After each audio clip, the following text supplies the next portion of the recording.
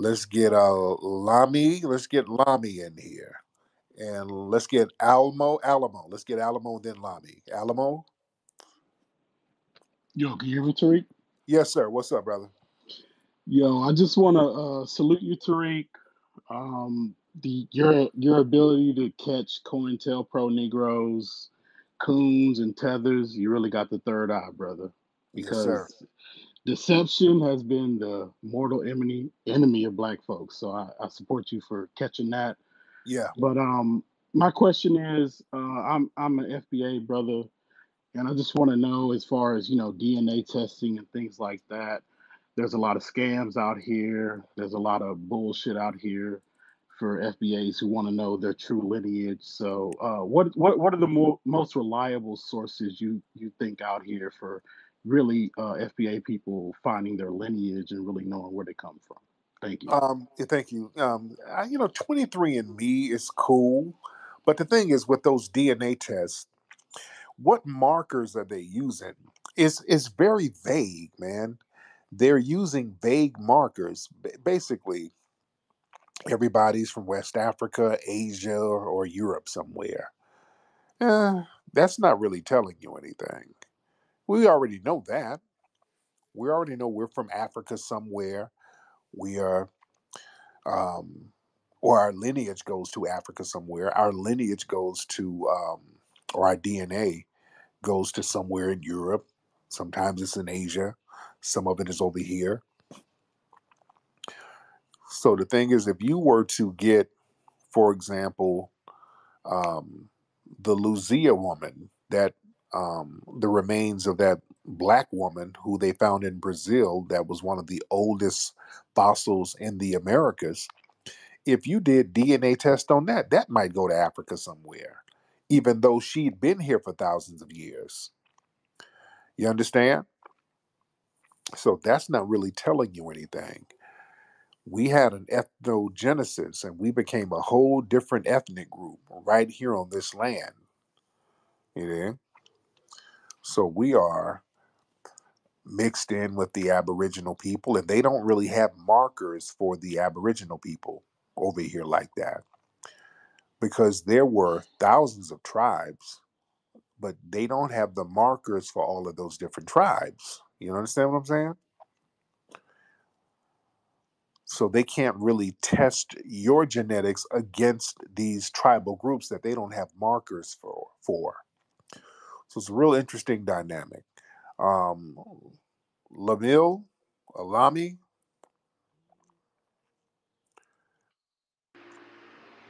Morning. How are you, I'm sir? good, man. What's on your mind? Good, good, good. Your show comes on super early where I'm at in West Africa, so I usually miss you. Okay. But a few weeks ago, a gentleman, an American, African American, came and was discussing how someone purchased land in West Africa from the chief, and then the diaspora sued the guy or something, right? And I was just shocked at that story. I was very disappointed because the reality is that person did it right. Um, he went to the chief in the local village, talked to them, they arranged on the land, and the chief gave them that land. Once the chief does that, it's sacrosanct. A lot of our diaspora who go to America or Canada or Europe, um, when they find these things out and they take the chief to court, what they don't understand is they're eroding the traditional authority. And once they erode the traditional authority, it makes things for the communities that remain less secure because once these authorities are eroded, um, extremists move in, right? And these extremists that move in to replace the traditional authorities are black and white. And I just wanted to say, Mm. I wanted to comment the African American. Trying to build nothing, and I'm not trying to go over there and just drop off a bag and have a one-sided relationship. Because what they want us to do now, they want us to come over and drop off bags of money, and then so you go over here, and then you got to talk to this tribal chief, and then they'll flip on you, and then you stuck village area taking stuff out people's house. and the cops are just standing there in on it. Man, I'm so cool. And we don't even want to get into the stuff happening. We hearing about Gambia, like sisters disappearing in Gambia. You dig? And this lot of is way too scammy to be trying to pick and choose to see who's cool and who's not, and way too scammy. Let's get one shot in here. One shot. All right, Mr. One Shot, where you at? All right, let's get Mr. Sar. Oh Lord, dude, get that iguana from between your legs, man. I don't want to talk to the iguana. Get that man out your mouth. I can't hear you, sir. Spit them balls out your jaws. Come on, man. All right, he got out of here. I don't. You visiting the homies in prison. All right, you go handle that visit, bro. Don't call up here while you visiting. Go ahead and get that contraband out your pussy. All right, let's get BJ. Let's get BJ. I just wanted to say, I don't think a lot of people, or black people in particular, understand what we up against as a grassroots organizer fighting out of South LA. Do you have any advice for me? Yeah, man, just keep grinding, man. Just keep on grinding and keep staying focused. And don't we got a lot of work, and we need to see you tomorrow at the Hidden History Museum. Other here, a I can't pronounce Ag Koblau. Ag Hey Koblau. Tariq, I'm good. Love your spaces. I just want to find out why can't we all be one, like Africans or people or black brothers living in Africa. Let me not say original Now what? Africans. Now why do you think? Now Black what? brothers What? Now what? like tethers and No, we want to appropriate the way you speak. We right. admire you. The reason why we have those posters Wait, let's in slow down. No. Let's slow down because a tether. I thought that No, was the definition. no, not at all. Tether is somebody who has a specific action against us. We don't call people tethers. Oh, okay. Now I And understand. So so I've been listening both to you. of y'all still divided over there. We're quite united, to be honest. Not really. Not We, really. Y'all got we blacks and the coloreds, and the coloreds live in a whole different community than the the reason why we were split was because of apartheid. That's the name, right? People were split based off their different tribes, etc. So that was done by so-called the white man. As economics change now, as more black and colored people, so-called, get more affluent with wealth. you should be telling us about division. Y'all need to be fixing the division over there. You But understand? that's what I said. I said we're fixing it. It's economics fixes quite a lot of things. Same Right. with so like the gun problem in Chicago, for example. If you if everyone there is a millionaire, there's no gun problem. Same. But anyway, thank you. So let me touch on it. Thank you, sir, because he's just kind of saying a bunch of stereotypes. Listen, I don't the gun problem. We ain't got no gun problem. To me, we don't have a gun problem. We don't. We don't really have a gun problem. This so-called gun violence, that's street business. You understand? And shit happens in the streets because we start looking at things from a square perspective. And unfortunately, we don't have any police protection as black people. The police don't protect us for shit. Let's keep it above. We got to really look into this. We need the shit because we have to enforce things and protection for ourselves. Unfortunately, because we don't have a systematic mechanism in which to protect the people. We don't get no protection from no damn police. So if there's niggas trying to rob us and we're like, damn, the police ain't helping. Hell, I can't let this nigga come in my house and rob me. So the next time they show up, I'm gonna let him hold something in his chest. Then what happens? That becomes gun violence. You become a statistic for protecting yourself.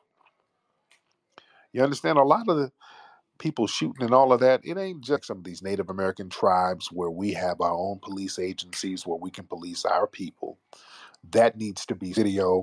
I talked about this the other day of some chick up there on the track in Oakland. The streets are way different. People try to put square vision on street shit. That's why they were telling the girl to go get you a pimp somewhere because she was a renegade out there acting a fool. And she's on the track twerking and acting like she was high. And that's, they felt like that was going to bring a lot of negative attention with police and all of that. That messes up everybody's money.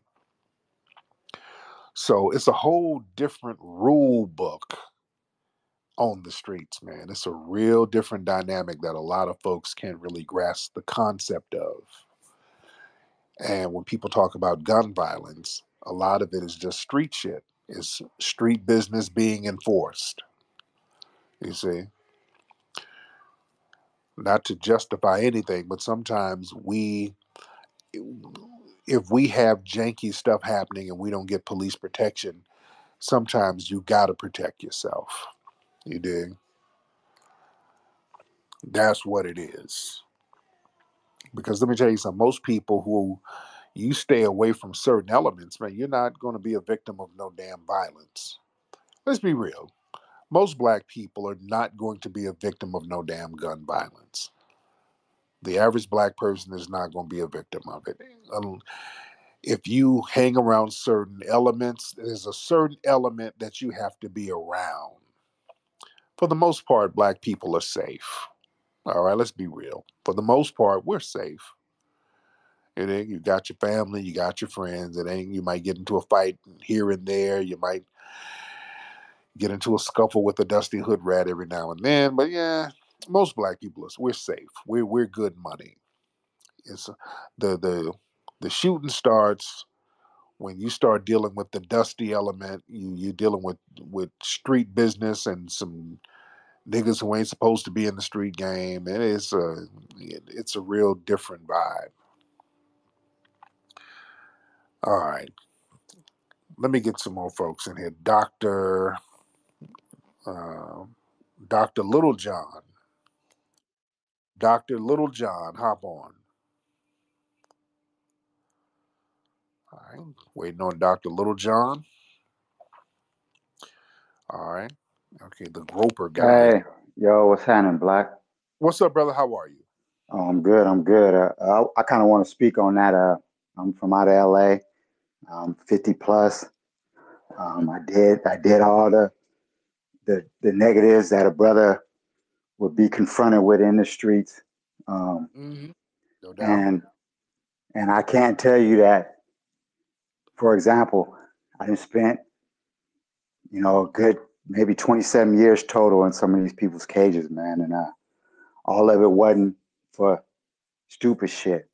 In the 80s, there were folks in Los Angeles that thought they could just randomly shoot and kill black folks, bums, blacks, on bus stops and the whole nine. And there were some youngsters, such as myself, that took it to some of these non-black race soldiers that thought they could just do that. And I paid and had to walk something off. Yeah. Somebody stepped to me and didn't realize that, we was on point, ready for that. And in the same token, I've also, I'm a grandfather now, and that's a blessing. But when my kids was in their mother's stomach, somebody thought that they could throw a brick at her stomach in a border, and that person ended up, being hurt a little bit.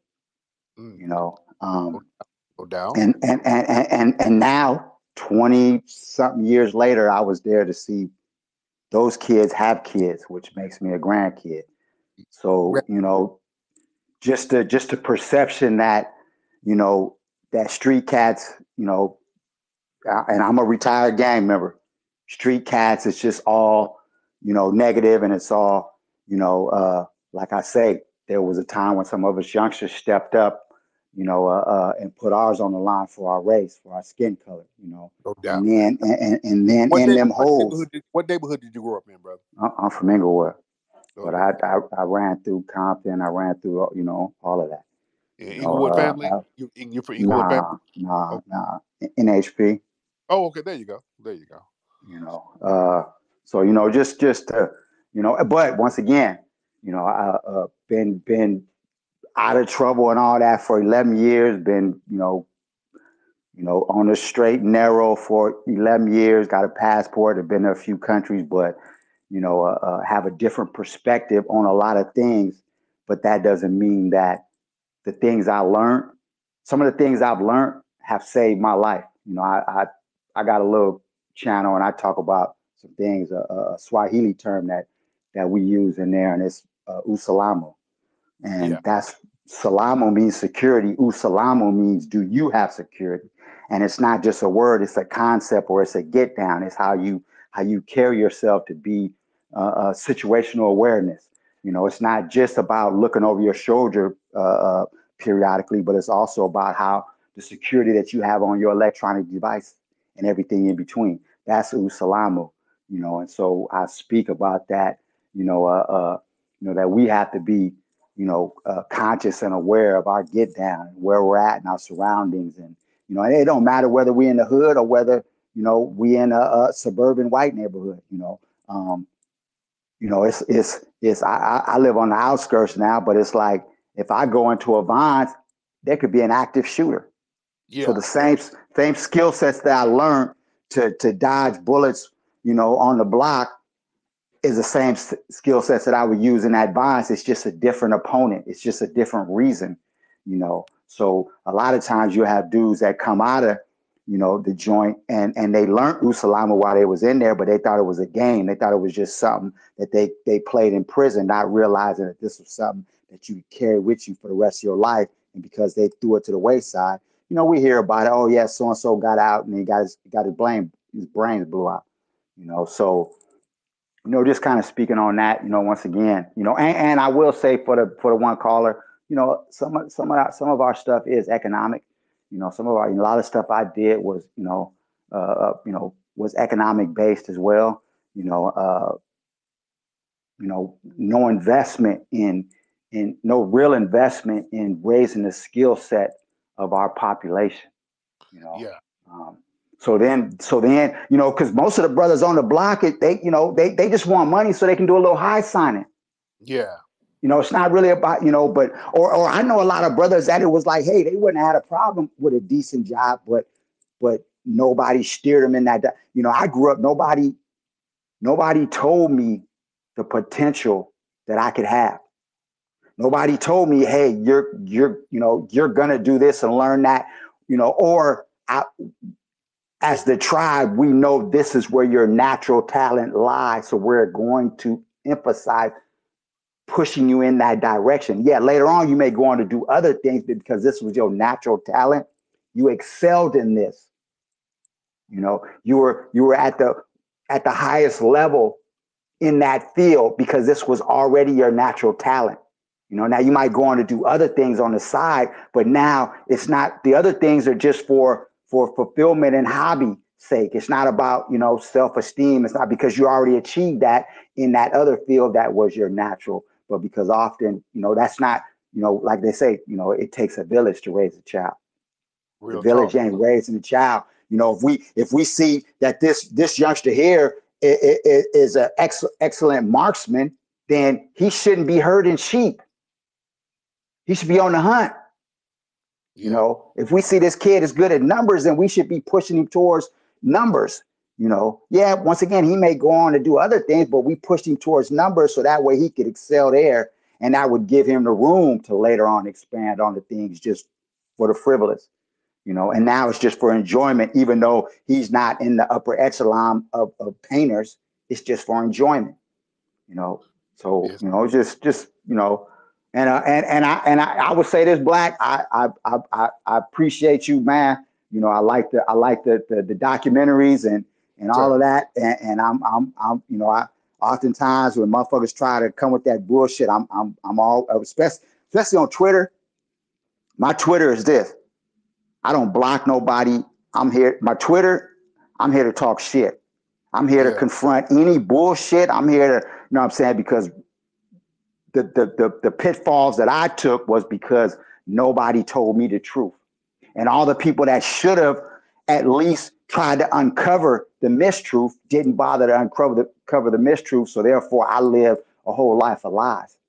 You Yep. know, and so, you know, I believe that the powers that be saved me from a whole lot of things because my story gets a whole lot deeper, but saved Yes. me so that I could bang the truth, you know, regardless of likes and other bullshit and all that. You know, like my Instagram, that's nice, that's pictures, that's beautiful things.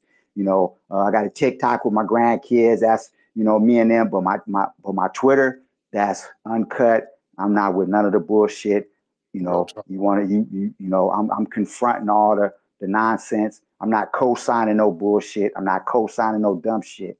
You know, so once again, you know, Brother, you much coming to appreciate. Virginia? We got a, you know, we got an event at the museum. We're not too far from Inglewood tomorrow. You got to come through. Okay, what depends? I'm picking up my grandkids tomorrow. What time? Starts at 7 o'clock. 7 Starts. a.m.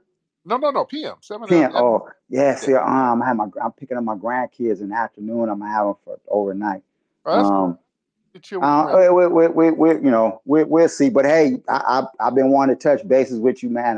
You know, you see my name here, so I'll probably hit you, and then we'll, you No know. doubt. But once again, when the museum got broke in, you know, man, you honestly, you know, I know you got a whole lot of shit, but you were supposed to anticipate that. Oh yeah. Oh yeah. So You yeah, know what we I'm weren't. saying? You know, Yeah, but you were yeah, supposed to, they you didn't know. break in. But they thank you, brother. They vandalized it. They didn't break in. Well, then somebody ran into it with a car, but they didn't break in. And we got, you know, the super duper tight security alarms and all of that in. So there's a lot of, you know, people try to do damage to the front gate. They didn't vandalize that multiple times, but yeah, we good to go. You know, we already expect that type of stuff. You know, so we got, you know, we're on our P's and Q's. We got the security cams going and the whole nine. But yo, dude was talking some real talk, man. Brother over there from the neighborhood Pyrus over there in Inglewood. Shout out to them. Ain't that Mac? I wonder if that's Mac 10's hood. I wonder if he's NHP or Inglewood fam. I forgot what Mac 10. I know Mac 10 is one of them over there. Shout out to Inglewood. But yeah, man, real talk, man, on some streets. Look, when we talk about going back to the gun violence thing, man, look, that's street business, man. A lot of that is just straight up and down street business. A lot of it is. And saying, look, when you're in the streets, unfortunately, if you in that street life, you better be down to pick up a gat. You understand what I'm saying? Unfortunately, if you in any kind of street business, if you in it, you better be down and ready. Because at some point, sooner or later, you're going to have to defend yourself. That's why you better get up out the game before you have to go that route. That's why it's inevitable that you either get out the game or you're going to end up catching a body, man. That's just what it is. That's the nature of the street business, man, because you're playing by your own rules. You're not playing by square rules, and people always come in and try to test you. And unfortunately, you're going to have to stand up to that, or they're going to look at you as a free meal, and then they're gonna try to come at you. Niggas gonna try to rob you, so you have to establish yourself. So the best thing is to get what you need to get, keep your head up, and get the hell up out the game, because you're going to get into some gunplay at one point or another. Unfortunately, that's the nature of the game. That is the nature of the game, man.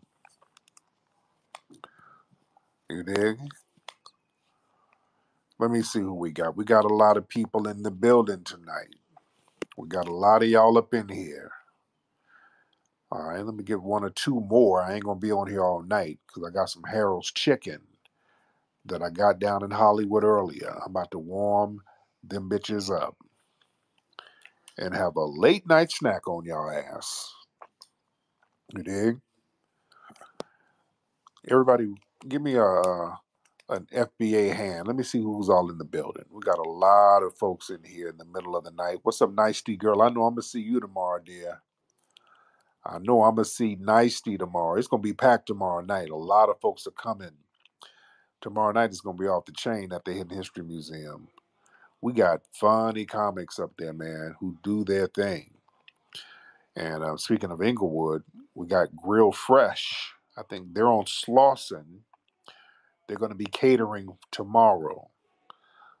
So their food is very good. If y'all in LA, y'all know about Grill Fresh. It's right by the Marathon store.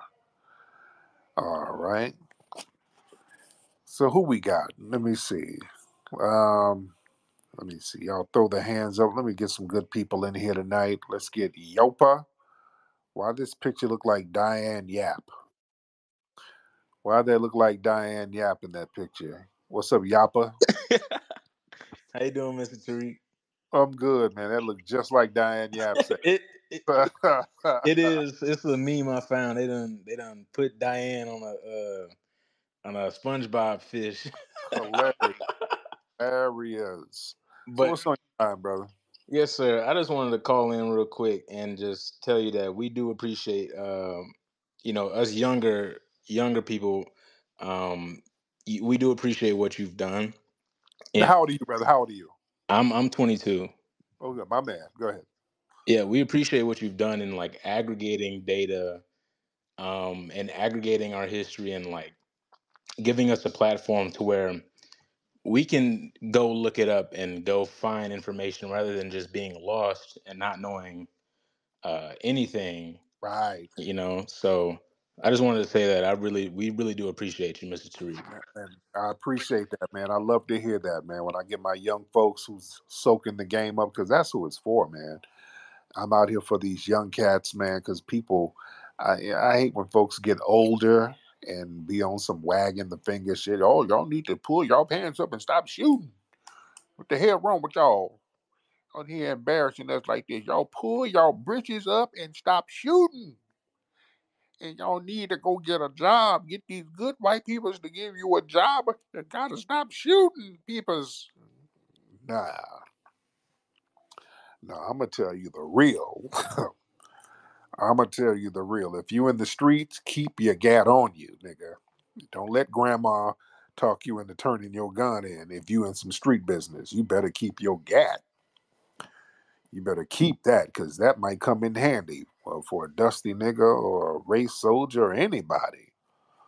You better keep that thing real handy, but get up out the game so you ain't gotta use it. If you get up out the game, that's the name of it. You get in the game to get out. You understand? You get in the game to get out. You get in the game, learn what you need to learn. The street shit is like college. That's how you gotta treat the shit. You gotta treat it like college. You go in there, get what you need to get some life lessons, and then flip it and square up and get them rules that you learned in the streets and use that in the legitimate world. You see, that's the name of the game. That's what the old hustlers used to do back in the day. They would be out there in the streets selling liquor, moonshine, and doing what they needed to do. And then these dudes would invest in hospitals and all types of legitimate businesses.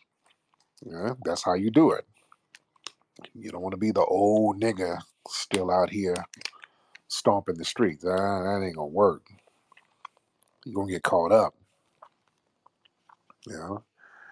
Let's get um Bone Marley in here. Let's get Bone Marley. Where you at, Bone Marley? And then we're gonna get King K. He's throwing emojis up. Let's get Bone and then King K. It's a Jamaican brother that worked there. We was pretty cool for about the first 6 months. We Brother, was there and we ran into that yeah. brother, are you in a tree house? What's all that ruffling with branches and shit in the back? What's that? Okay, let me have y'all have you call back. It was the brother. This brother is calling from a bird's nest. East of Ghana. Okay. Yeah. I just want to say I appreciate what you're doing. I bought the Race Baiter book a few years ago. I really Oh, appreciate you. I'm a yes. subscriber. I really like your message, what you do. Is of religion can how do you feel the use of religion could be used to, help FBAs and not See, that's why these white supremacists claim to be Christian. And remember, a lot of white supremacist groups claim to actually be religious Christian groups. The Klan technically is a religious organization. They don't practice any Christianity in any sense of the word. They just pick and choose stuff that will suit their white supremacist narrative. So they'll make anything fit their narrative. Even let's go to Islam in West Africa. Remember, Islam, you're not supposed to conquer or dominate or harm. The Arabs were coming out of Morocco, invading some of those West African countries. When I hear, hey, we are the original Jews, all right, no argument here, but what is that going to do to empower us? No, what you got to understand, no, Tyreek, you got to understand that we are the Moroccans of Israel slash Islam. Okay, how is that going to empower us? I'm not knocking anybody's religious belief. No, no, no, Tariq. We migrated from Yemen, and we are a whole different, we are Nubians or whatever. All right. How is that going to empower us as black people? That's my only question. I want to know what religion we're going to use to empower us, because you can get empowerment out of Christianity if you want it. You look in the Bible and start picking and choosing when Jesus was whooping on folks. Yeah, Jesus put some violence down when he was getting the money lenders out of the temple. There's a passage in the Bible where Jesus picked up a switch or a branch and start whooping ass. Now, yeah, let's be that. I believe in that. Yeah. So they try to pick and choose stuff in the Bible to disempower us. Like turn the other cheek, be nonviolent. Turn the other cheek, black people. You're gonna get yours in the afterlife. Nah. No, we're gonna get ours now. What's up, Miss J? Hop on, dear. Hi, good evening. I thank you so much for your commentary, and I just started listening, but I really find what you're saying to be so truthful. I listened one night when you were talking, when a gentleman took the mic and he was talking about blacks in the Bible. Yes. Um, they never teach us about our place in the Bible and where we fit in and Yeah. into that narrative. And I had the opportunity at my church. Our my pastor was adamant that we learn about who we were and what our roles were. I learned about Ham and that he was a black person or a black descendant of Noah, and that he was the grandfather of the Canaanite people. I learned that Moses had a black wife named Zipporah, Hmm. and that, our culture, or I should say our history was written through the writings of the griots. And so, like when I heard, I think it was a lieutenant, or I can't remember. He was in the military from the way his picture looked, but just him just sharing that was really great. So, Yeah. but Indeed. but I wanted to ask you a question. Yeah. Can you explain what does the Majaro spirit? I heard you say that one Yeah. night, if you could just explain to me a little bit, and maybe to some other people, like what does that mean per se? Yes. Great question. Majaro, that is the foundational Black American spirit that we have, that was infused in us by the Most High. We have a unique spirit that everybody knows that we have. In order for us to have survived the massive atrocity that we've survived, no one has survived anything remotely close to that. We, as an ethnic group, survived that, and then thrived afterwards. We came out of it, and then that spirit that we have, it started to influence the entire world. Our spirit, and we gave it a name called Majaro, the Majara spirit. It's like your mojo and your aura. That's very unique to us. See, when we got to start naming things because that puts more power on it, and that makes you more clear about what you have. People know that we have a different energy. When we sing, our energy is different. They call it soul.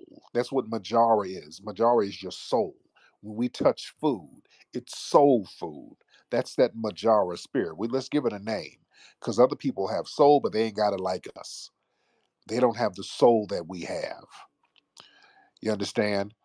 We have a certain soul. Our core being as foundational Black Americans to stand up to resistance, like David and Goliath.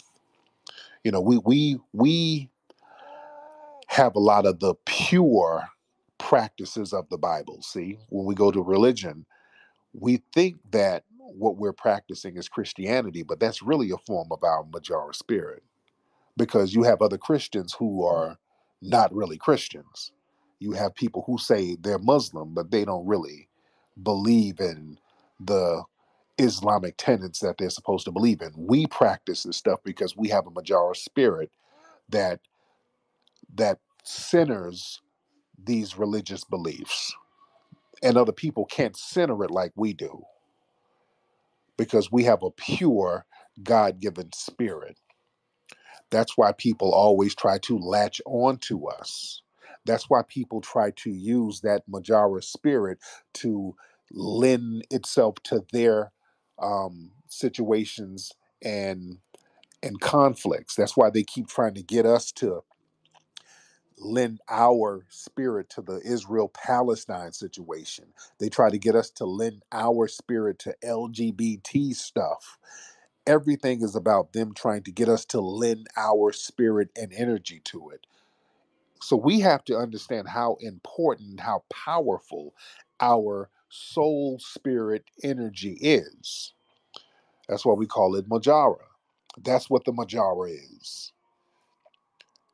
It's that soul spirit energy that foundational Black Americans have that everybody wants to latch on to. Earlier tonight, I was talking about how these folks would rub our heads for good luck. They know the energy that we have in us. You know? Yes, indeed. My guy just texted me. We're the only people who's still connected to the source. Right, man. We got a connection, a spiritual and a soulful energy that folks just don't have. That goes into the root work. That's why we were so thorough with root work and conjure and the hoodoo thing, because we understood our spirit and nature and how to connect all of it. And white people were coming to us to get healed. We were the first healers in this country. You understand what I'm saying? And when we were coming out of slavery, it was Black people who were root workers using that Majara spirit to heal people because we have a pure energy. They were coming to us to heal them, to birth their babies, to raise their babies, because they would get these Black midwives. And you got to understand, foundational Black American women, especially the older women, you know there's a certain energy and spirit that those sisters have that's way different from other people. If you, how many of y'all got like an old school grandmother or who had an old school grandmother? You know, those old foundational Black American women are like goddamn angels to a certain degree. We look at them like deities because they are. Think about your grandmother. And I ain't talking about like you had a grandmama on crack or some shit. I'm talking about a real OG Southern grandmother. The woman was like an angel. You saw and felt the spirit in that grandmother of yours who held the family together, who looked out for the neighborhood, who helped everybody around them, who everybody would go to for help. They lost a job, they can go to your grandmother. Who had a grandmother like that? I did. My grandmother would help everybody in the community. Somebody had a baby, my grandmother would watch their baby. Somebody lost their job. My grandmother say, send these potted greens over there to Miss Ethel. Somebody graduated. My grandmother sent me down the street with an envelope with $20 or whatever. These FBA women had an angelic spirit. That was that Majara spirit in those women. And the white people knew. That's why the white people had them women in their homes all the time, birthing their kids, taking care of their families. You understand? They know. So we got to understand that energy that we have is real. It's a real energy.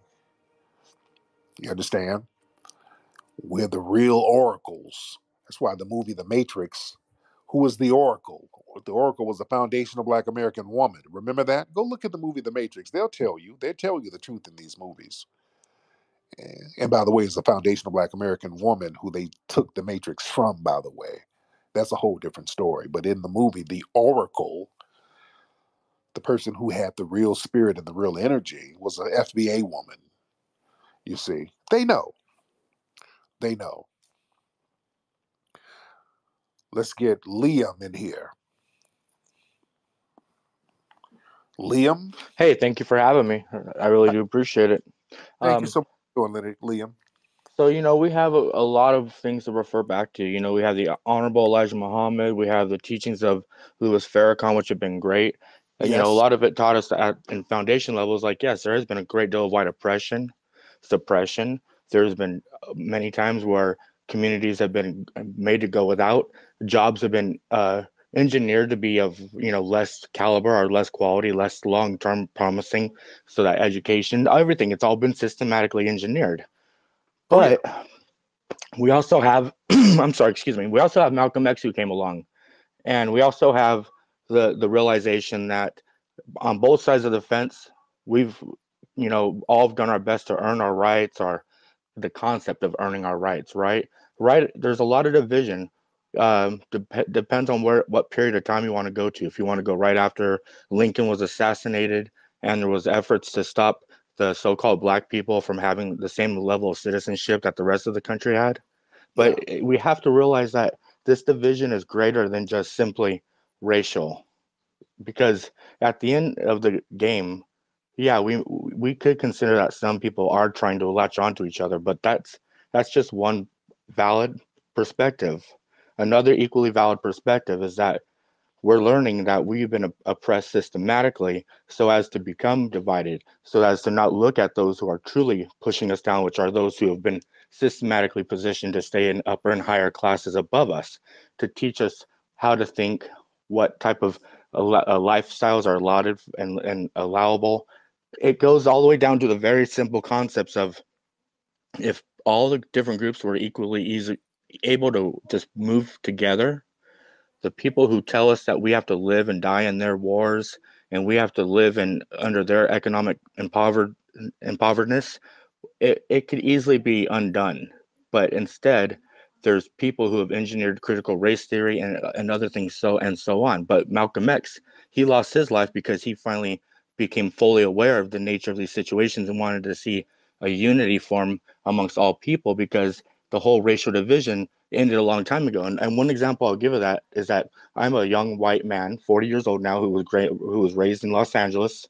And on Halloween, a few years back, a young Black man was jumped by a couple of Hispanic gangsters, and another white guy was there doing the same thing. And I'm running out to the street, and I'm running alongside some other gangsters, and they're trying to say, "Hey, who are you with, man? Who are you with?" Well, I'm not with stupid. Little do they know, I'm calling them stupid, because the second I get out there, I take the risk of putting myself in danger to kick, punch, and pull that young man who was being stabbed to death out from that horrible situation, regardless of what color his skin was or what might happen to me by some people who weren't even necessarily my skin color either. And I said, "Hey, man, I can only help you once. Run as fast as you can." I took my licks. Another guy came up, helped me, and you know what? It wasn't because of who he was or what color skin he had. It was because we're all in this together. And when you start seeing that type of unnecessary, unprovoked violence, because I was there to see how all Hispanics are wrong. No, there's just a lot of anger, and we see that kind of radicalism engineered and orchestrated and created in all kinds of parts of the world.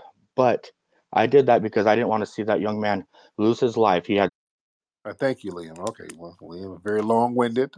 All right, Liam. All right. Well, Liam, we need you to holler at people about them reparations since you're passionate. All right. Miss when in middle school and kind of get my. I was just thinking like I don't really recall. I was living in an apartment at the time. Around what year? Around what year was this? Because they didn't, because they only started recruiting black folks after. It had to be okay. Well, the Mormons been around for a long time. Yeah, but I'm saying when they start rocking with black folks like that, though. So around what year was this? They've been trying to recruit black people, as far as I know, in history. They've been trying to recruit us for quite a bit. I'm 40 years old, so I was about 21, 22 years old. Okay. But I was about 22, 23, something around there. Okay. And they were like, because when they came to me, I remember it was like two of them, and it was crazy because I was going through something extremely spiritual at the time too. Like I said, all my life I've been going through a lot of spiritual things, and I've always been a very spiritual person. But when they came to me, oh well, you disappeared, dear. I don't know. Oh, you were coming in and out. All right, let me get some more calls in here. Angry. Let's get Angry in here. Hey, what's going on, Tariq? What's going on, Angry? What's your last name? Angry Amara? Yeah, exactly. Hey, listen, Tariq. I'm just kind of fed up right now. I respect the work you've done. Like, I think you're doing a great thing for your people, because I'm kind of fed up too. Like, as a East African man, I'm sick of taking the baggage of other people's mistakes, and I'm sure foundational Black Americans can relate to this. You don't want to take the L's of other people's mistakes, right? You don't want to take their L's, right? Now, what part of East Africa are you from? Well, I'm half Ethiopian, half Sudanese. Okay, there you go. All right. No, North Sudan or South Sudan? North Sudan. That's where my mom's from. Okay, so the Arab side, right? I mean, I guess you could say she's mixed. She's mixed with Nubian and Arab, so yeah. Okay. All right. Yeah. Because that's that fresh and fit up there, the North Sudanese. But yeah. But go ahead. No. By the way, Myron, he's been taking a lot of shots at you. I mean, he makes good points, but I mean, he be talking reckless about you, Tariq. Oh, what have you been saying lately? No, he's been saying stuff like he'll repost stuff about just the typical stuff like black people will be lazy and this and that, and they need to take responsibility for their mistakes, stuff like that. He really panders to the white supremacists. Yes, he does. But anyway, I can relate. No, but one thing I want to say, Tariq, is that it's how the Stop Asian Hate campaign, right? Whenever I see FBA's beating up on Asians, I don't want to take your guys' L's, so I can relate to you on that regard, whenever I see a black guy just punch an old Asian lady, I don't want to say that's my L, Okay. So now what? No, I mean that's what I'm saying. I agree with you. Delineating is very important because let's be honest. When do you see FBA's beating up on Asians? Now, in the Bay Area, because I know you said in the New York it's Caribbeans, which that's probably true. It's Caribbeans, West Africans, but in the Bay Area, that's foundational Black Americans beating up on Asians. No, it's not. It's not. No, it's not. It's not FBA's doing yes, that. Yes, it is, Tariq. Don't be dishonest, sir. No, because you're being dishonest because you're not East African. That's one. And two, that's okay. What am I then? Slow down, because now that you've established yourself as a troll, we're going to bring truth to power, because a lot of the trolling, y'all say a lie and then try to troll your way out of it. Most of those videos of dudes beating up Asian people, and they were just regular niggas robbing folks. It wasn't. I don't even think they were targeting Asian people, but most of them were not even FBA. You look at some of those last names up there in the Bay; these weren't FBAs, sir. So anyway, Why are So you now, guys scared of white people? Like, you guys attack. Don't get me wrong, Asians, they're racist as hell. They deserve it. But like, why don't you beat up white people? Like, you guys are scared of white people. You guys beat up Asians. sound like Like, sound like you're projecting, sir. Sound no, like I you're mean, like projecting. those You're chinks not even deserve it. scared. You're too scared to even admit where you're from. You're here pretending to be East African. So you have to hide your ethnic identity out of shame, sir. So you can't say anybody's afraid of anything, can you? Right? Right? Hop on, sir. Yeah, you're not East African, sir. And you're too ashamed to admit where you're from. Sir, okay, you're being dishonest right now. You're being a Sir, typical. sir, you're sitting here faking the funk with foundational black Americans on your mind, trying to soak in that Mojara spirit because you don't have it, sir. And you're not from East Africa. I'm getting Middle Eastern vibes. But the thing is like Tariki, like your great grandpa was buck broken by an Irishman. You know, Yeah, that fell flat. The 4chan buck breaking quips. Eh, y'all gotta have new material. That's why it falls flat. Hey, your uncle got buck broken. It just doesn't hit, sir. So you must be a suspected white supremacist because that dry, unfunny wit is very indicative of a suspected white supremacist. Now you over there looking like, God, sir, I can smell the man, Newport and Chitlin. sir, sir, I hear the little pitter patter of headlights crawling around on your hair comb back there, sir. I can hear it. I can hear I can hear the sound of you pee peeing on your little balls over there, sir, because you can't reach the toilet. I can hear it. I can hear the drizzle. I can hear it, sir. All right. And you're over there pretending to be a non white person, and you are a typical suspected white supremacist, sir. How sad. Well, I'm going to let you go and do something about that birth rate. Sir, are you jealous of the East Africans, sir, because they work hard? Sir, you're not East African. You're not East African. You're Western European, sir, from Scotland or Ireland somewhere. But anyway, your material is kind of getting boring. Let me get some more people in here. All right. All right, let's see who else we got. All right. Is this Miriam? Okay, let's get Miriam in here. What's up, Miriam? Hey, what's up, Tariq? Great. How are you? Pretty good. And how is yourself? I am good. Now, why are you over there sounding sultry?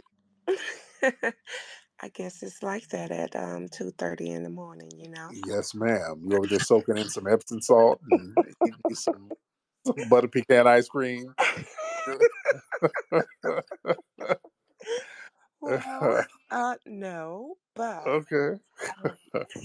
nice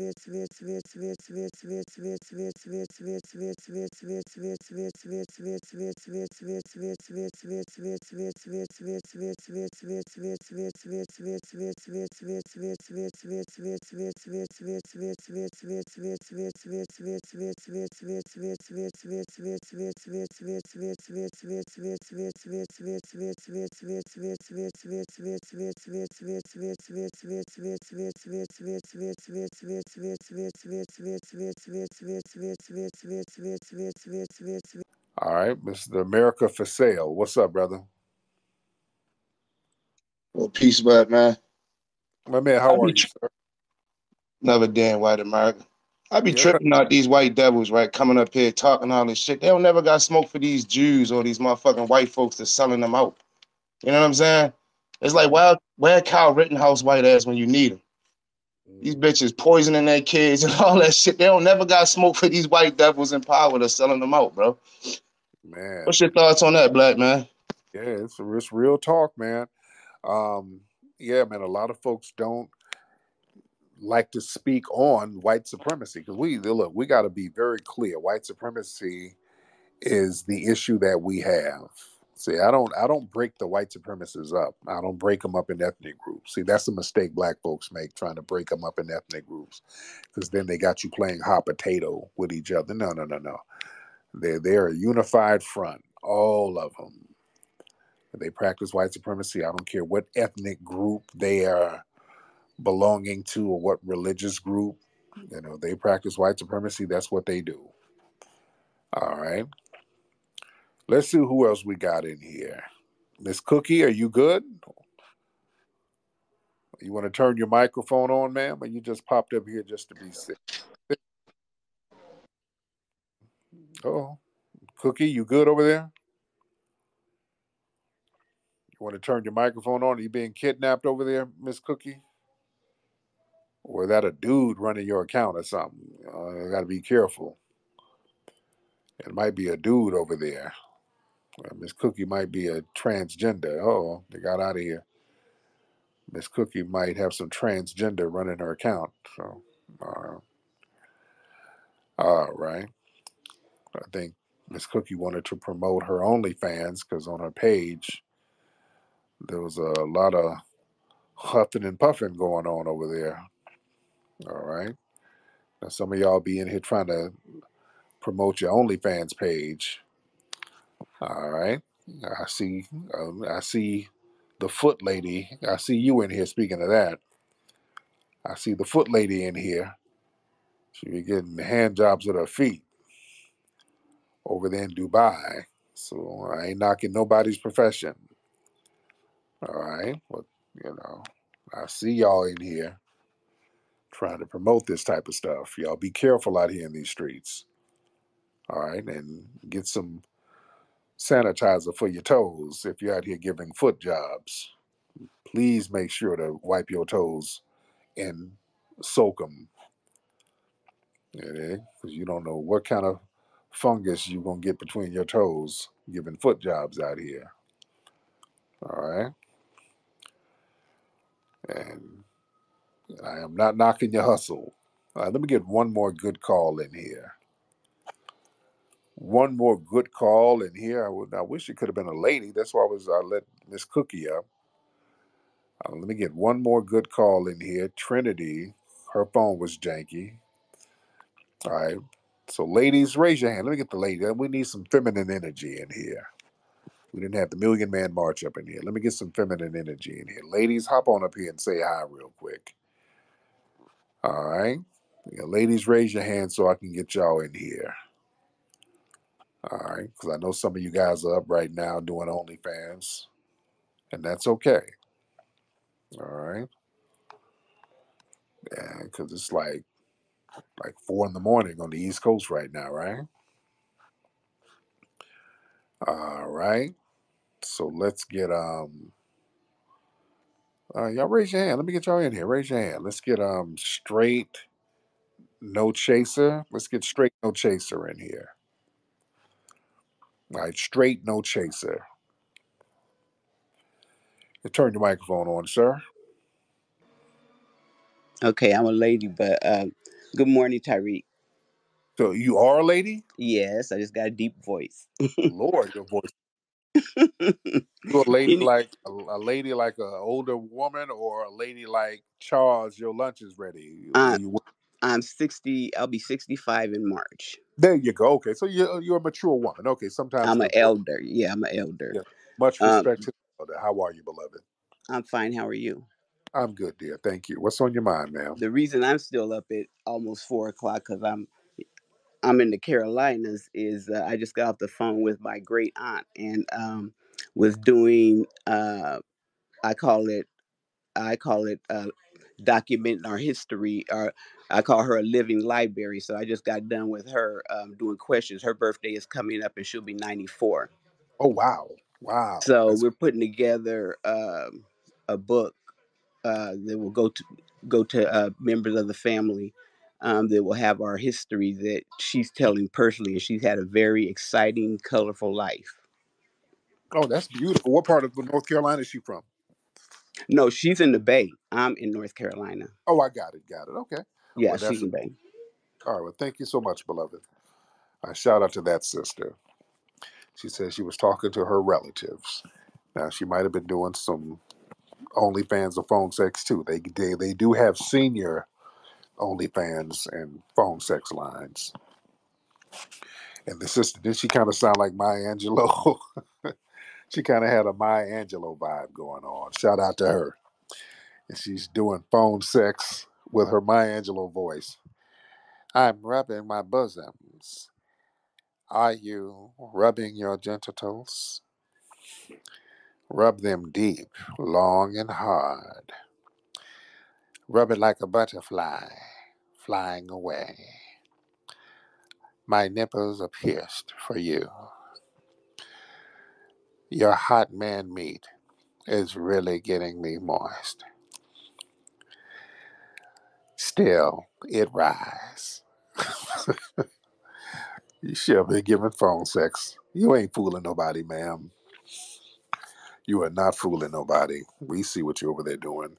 What's your 900 number? We about to call you and see what you got popping. But anyway, anyway, let me get out of here, man. I'll be on here. What's up, Nikki? I see you, dear.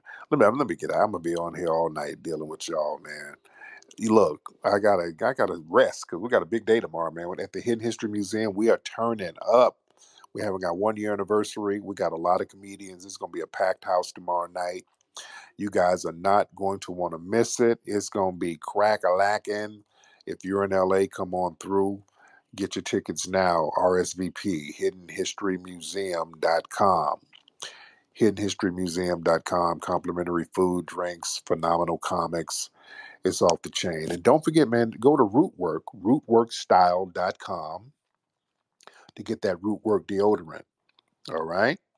Got all types of different scents with that FBA spirit. It has that Mojara energy infused in the deodorant family. The deodorant not only smells good, keeps you smelling good, and it has a spiritual essence to it. You can't beat it. Rootworkstyle.com, family. All right? I'm up out of here, man. Y'all have a great evening. Papi Akute and Lalavuve to the family. Peace. From the culture of the American South, where roots hold stories, comes a natural deodorant inspired by generations of wisdom. Introducing Rootwork, the all-natural foundational Black American-based deodorant infused with the magic of High John the Conqueror root. Our unique blend enriched with this legendary root offers 24-hour protection, rooted in the power of nature.